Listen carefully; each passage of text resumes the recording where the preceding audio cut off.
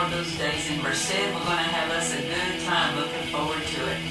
And so we're going to be hitting the road again. Oh my goodness, I'm ready. Except I haven't packed. I mean, I'm ready to go, but my stuff isn't ready to go.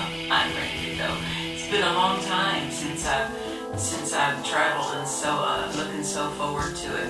So we're so glad that so many of you are logging on and joining us tonight. We want to remind you that, which is of course 7 o'clock our time, Pacific time, our midweek service starts. So we invite you to join us for that and log back on, and it'll be a blessing to you.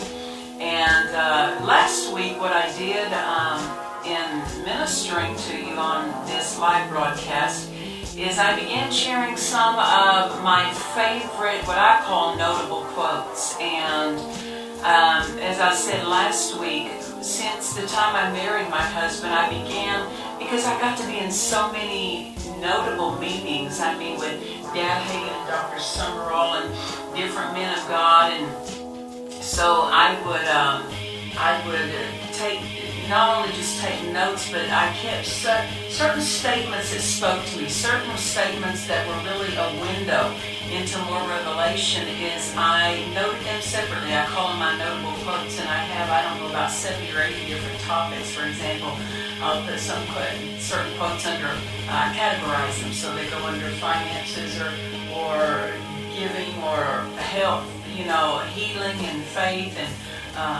consecration, all of these different topics, so that anytime I'm studying or I'm wanting to just meditate or feed a certain direction, they're all organized for me, and I have hundreds and hundreds of pages of these.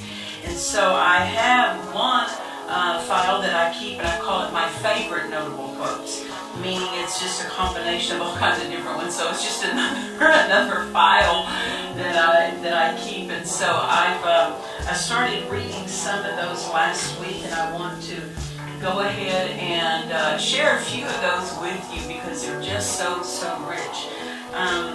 I love this one by Dad Hagin. He makes a wonderful statement. This is regarding prayer. He said, "The greatest thing to learn in life is how to pray. For if you know how to pray, there's nothing you can't receive from God." Dad Hagin would warn us and talk to us, and he'd say, so many times people, they take great expense and great effort to educate themselves academically, but they leave their spirit uneducated.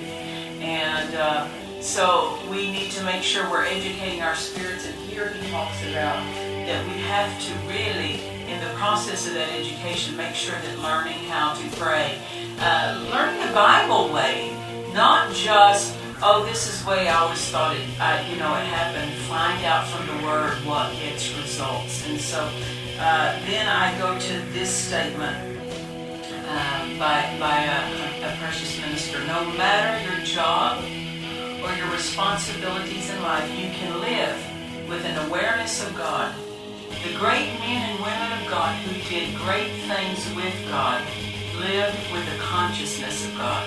See, it's not about, so to speak, getting in the presence of God in the sense He's already in us. We're in His presence. But what this is referring to is living aware, living conscious of the greater one, because when we do that, it's going to govern how we respond, how we live, where we go, what we say.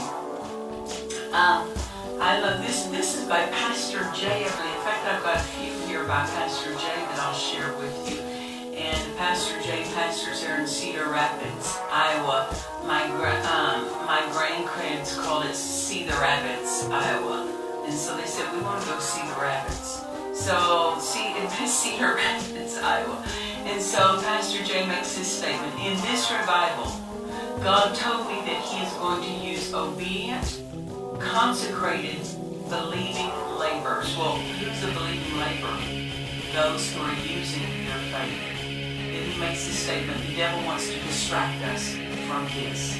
So the devil knows that if he can keep us from being obedient, consecrated, and from using our faith, that it's going to have an effect on how we can be used. And then this one by Pastor Jay, those that God used to spearhead revivals are men who did not have a lot of hobbies that they were so consecrated that they didn't have a lot of interest elsewhere. Meaning this, they were so fully consumed and so focused and occupied with what God had for them. Not to say that other interests are wrong, but nothing else held their interest like what God had them doing. You know, we were with Dr. Summerall one time driving in the car, and we drove by a mall, and he said, "See that place? That's full of things I don't need." That man was so focused. He was the most consumed man that I ever personally got to be around. He was so focused. He had no interest in his life except that which was connected to his race that he was running. And Pastor Jay goes on in the same vein of these thoughts. He makes his statement: the devil will bid high for you distractions, hobbies, and other things. If it starts affecting your call, your time with God in this revival, it's not worth it. And then he makes his statement: God doesn't fit the mantle to you, but he prepares you to fit the mantle. When you get yourself in position through preparing yourself and consecrating yourself, then the mantle will come. I don't know if you heard of Dr. Charles Price. He was a man who had a strong healing ministry in the earlier part of the 1900s. He would have been a contemporary of like Amy Sumner McPherson.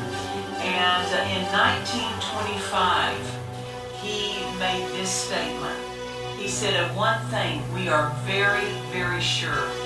There will be a full restoration of the apostolic gifts and the full power of Pentecost before the coming of the Lord."